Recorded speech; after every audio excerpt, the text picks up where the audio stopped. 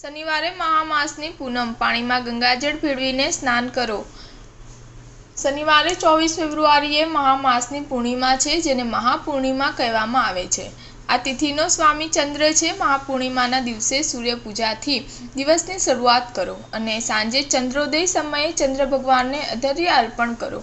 ઉજ્જૈનના જ્યોતિષ પંડિત મનીષ શર્માના જણાવ્યા અનુસાર મહાપૂર્ણિમાને લગતી ઘણી પરંપરાઓ છે, જેને અનુસરવાથી વ્યક્તિને ધાર્મિક લાભ મળે છે અને મન પણ શાંત થાય છે। પૂર્ણિમાના દિવસે પવિત્ર નદીઓમાં સ્નાન કરવાની પરંપરા છે। જો તમે નદીમાં સ્નાન કરી શકતા નથી તો તમે ગંગાજળને પાણીમાં ભેળવીને ઘરે સ્નાન કરી શકો છો। સ્નાન કર્યા પછી સૂર્યદેવને અધર્ય અર્પણ કરો। આ માટે તાંબાના વાસણમાં પાણી, કુમકુમ, ચોખા રાખી સૂર્યને જળ અર્પિત કરવામાં આવે છે।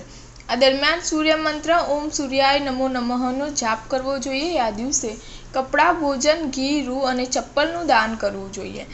પૂર્ણિમાના દિવસે ભગવાન સત્યનારાયણની પૂજા કરવી જોઈએ, ખૂબ જ શુભ માનવામાં આવે છે।